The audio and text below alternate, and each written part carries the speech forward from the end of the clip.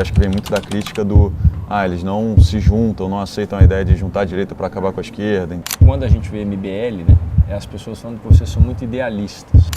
Apoiar a Lava Jato e prender o Lula, e apoiamos reformas como a reforma trabalhista, que incluía dentro de si aquele fim do financiamento aos sindicatos, o fim do imposto sindical. Primeiros 100 dias, ou se quiser reduzir, se achar que 100 é muito, os primeiros 30, o que você vai fazer? Quando a gente vê MBL, né, as pessoas falando que vocês são muito idealistas. Como é que você enxerga isso? Não é muito distante do que é? Não, na verdade não. A gente é prático, senão a gente não teria projeto que seria aprovado. Se a gente ficasse num idealismo distante da concretude, da realidade, a gente não faria coisas concretas. O MBL fez coisas concretas, começar pelo impeachment da Dilma. Depois, pelos inúmeros projetos de lei aprovados pelos vereadores e deputados estaduais e federais que fizeram parte dos nossos quadros. Se o Kim fosse apenas idealista, por exemplo, ele não seria um dos deputados mais produtivos. Ele aprova os projetos dele, ele aprova relatórios, então as realizações são materiais. E a última de todas é a montagem do partido. Tem coisa mais prática do que isso? Então a gente entrega coisas concretas. Só que a gente não elimina esse elemento idealista. Porque se você eliminar a sua capacidade de imaginar, de sonhar, você não serve para nada. Você vira um celular sem um aplicativo, né? É isso, é só uma casca. Pegando o gancho do idealismo, que acho que vem muito da crítica do eles não se juntam, não aceitam a ideia de juntar a direita para acabar com a esquerda. Então essa crítica talvez venha até de parte até da direita mais bolsonarista. Invertendo a pergunta comum, porque o comum é perguntar, e por muito tempo foi, né? Por que vocês não apoiam o Bolsonaro? E o contrário, se num cenário hipotético, Flávio falasse, quisesse de alguma maneira ou por algum contexto apoiar o Missão, não, talvez nessa ou em futuras, qual que seria essa reação? Pode apoiar, é o mínimo que ele faz, se ele for uma pessoa decente, pode apoiar. Normal. Não é negativo? Uma coisa que vocês rejeitam, apoio, tirando assim, um apoio em que ele tenha uma pessoa que é maculada por vícios, tenha a capacidade de ter poder sobre as nossas ações, o apoio apenas. Se agora você falar assim, eu vou apoiar, mas em troca eu quero tocar isso e aquilo, talvez não valha a pena. Então, seria vice dele? Jamais. Assim, essa pergunta é boa, porque essa discussão é sobre, no fundo, liderança. Quem tem que ter a liderança da direita? Eu posso fazer uma comparação. O MBL, em grande medida, liderou a direita brasileira entre 15 até 17. 15, 16, 17. Nesse período nós fizemos o impeachment da Dilma, organizamos as ruas para apoiar a Lava Jato e prender o Lula, e apoiamos reformas como a reforma trabalhista, que incluía dentro de si aquele fim do financiamento aos sindicatos, o fim do imposto sindical. O MBL participou exatamente de todos esses temas. Ou seja, enquanto o MBL liderou a direita vencia. Bolsonaro ganha a eleição, a direita só perdeu. Só brigas estúpidas, só, vamos dizer, comportamentos praticamente de seita. Então, paralelamente, veja, para vocês entenderem como funciona a política. O Kim, quando viu uma pauta razoável do governo Bolsonaro, ele votava a favor. Muitas vezes, na verdade, ele deve ter votado favorável a projetos que vinham do governo, mais vezes que ele votou contra. Então, no Congresso, votava a favor. Mesma coisa aconteceria no governo nosso, eles votariam também. Agora, a disputa não é sobre quem vota junto ali, é sobre quem lidera esse processo.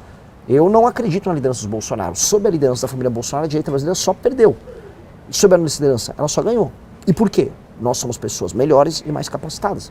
Eles são pessoas que, do ponto de vista moral, são frágeis e, do ponto de vista intelectual, eles são frágeis.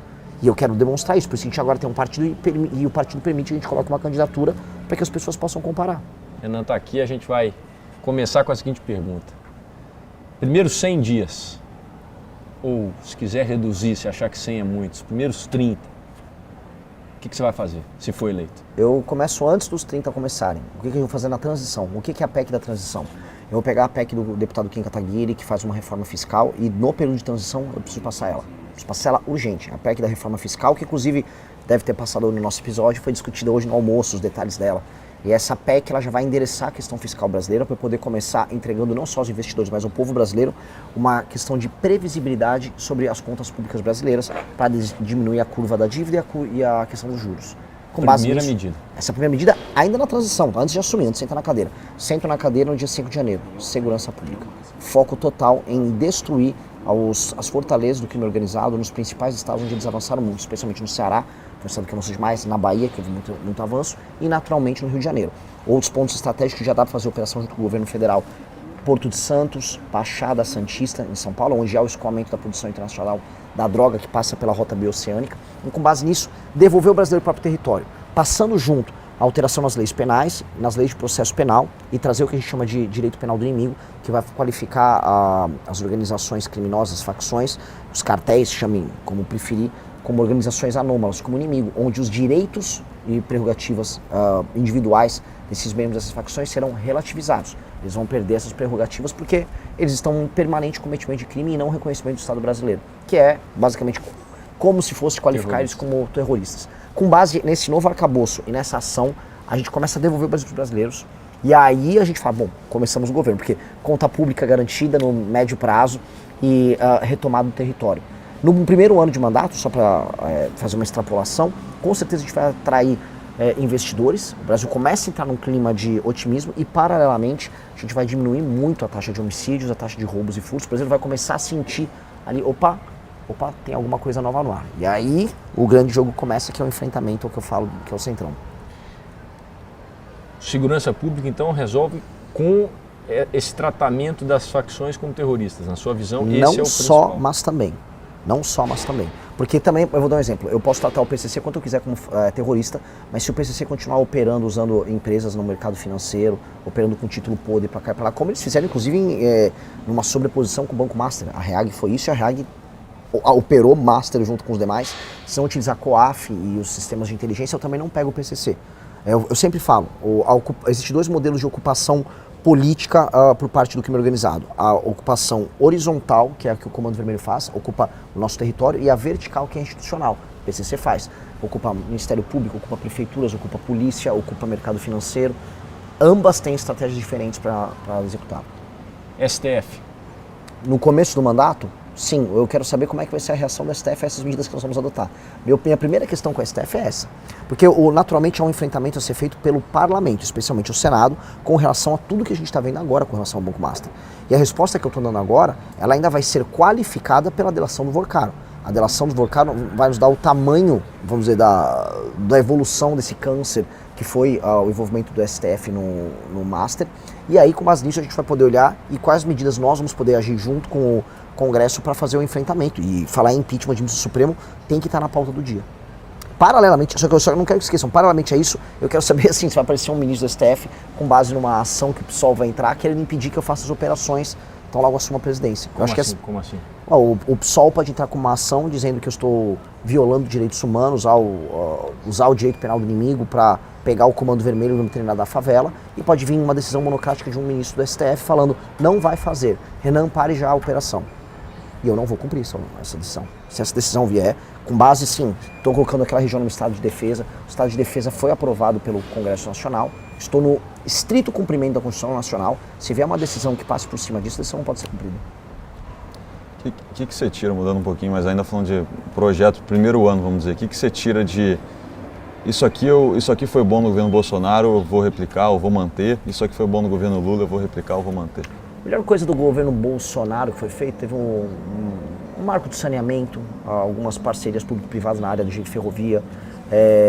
Isso andou no governo Bolsonaro, isso era uma agenda de Brasil que tinha, assim como a reforma da Previdência, que é uma agenda que já vinha do governo anterior, passou ali durante o governo Bolsonaro. Talvez a melhor ideia do governo Bolsonaro, que foi uma ideia do Guedes de fusão de municípios, que eu levo à frente, ela não foi sequer, vamos dizer, alvo de discussões por parte do Bolsonaro e o time dele, mas foi uma ideia boa que surgiu no governo dele. Do governo do Lula, a ideia de proibir redes sociais para jovens de determinada idade, proibir celulares em sala de aula, que é uma decisão que eles trouxeram, eu acho que isso faz bastante sentido. Como é que o Renan quer contar para os pais dele, na hora que ele sair da presidência, se ele for presidente? O que você quer contar? Ligar para o seu pai e falar, pai, Pai, eu consegui colocar o nome na história como alguém que encaminhou o Brasil para ser, que era sempre meu plano, uma das 5 maiores nações do mundo. E nada menos do que isso. Ser apenas um administrador é muito pouco, eu quero ser um reformador. Eu quero pegar um Brasil que estava indo para essa direção e colocar nessa direção aqui. É um redirecionamento até ideológico da nação, enquanto imaginação. E fazer isso, né, resolver a questão econômica, destruir as facções, e hoje, e o que significa isso? E hoje, né, ligando para o pai, e hoje o Brasil está agora com uma força conjunta com o Peru, com a Colômbia, destruindo o crime organizado na América do Sul inteira. Não está precisando vir o Trump fazer isso. Muito pelo contrário, acabei de fazer uma parceria com o novo governo americano e a gente está fazendo agora armas em conjunto com os americanos em solo brasileiro nas terras raras. Uma das coisas que a gente percebe é